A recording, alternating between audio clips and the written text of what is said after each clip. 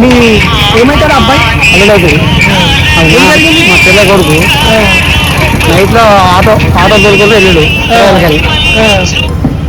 Turning పాయింట్లో జులూరుపేట turning పాయింట్లో lorry అనుకుని కొట్టేసేసి వెళ్ళిపోయింది. ఆపలేదు. ఆయన పేరేంటిది అబ్బాయి? శివ. శివ దగ్గర శివ. ఏం చేస్తాడు ఆయన? Auto driver. ఆమె పెళ్ళైందా? పెళ్లి కాలే. ఎందుకు కొత్తగూడెం నుంచి వెళ్తాను ఆయన? కొత్తగూడెం చేసి కిరాయికి వెళ్ళాడు.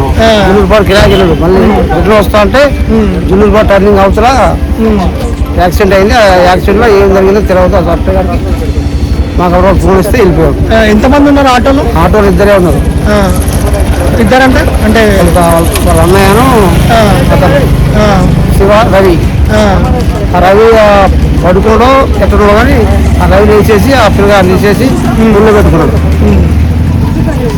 ప్రభుత్వ తరఫున మాకు న్యాయం కావాలని కోరుకుంటున్నాం. ఆ వెహికల్ గుర్తించి మాకు హక్కు కోరుతున్నాం మేము కుటుంబం తరఫున.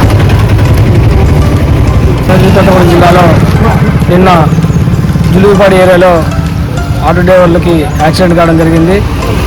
విషయం వచ్చేసి ఏంటంటే ప్రభుత్వం వీరిని ఆలోచించి వీరి పట్ల సమయస్ఫూర్తితో వ్యవహరించి వీళ్ళకి తగిన విధంగా రోడ్డున పడ్డ వీళ్ళ కుటుంబాలకి ప్రభుత్వం తరఫున సానుభూతి ప్రకటగా వీళ్ళకి ఆర్థిక సాయం చేసి ఇట్టి కూలీలను ఆదుకోవాలని ఒక సామాన్యుడిగా ప్రభుత్వాన్ని నేను అర్థిస్తున్నాను.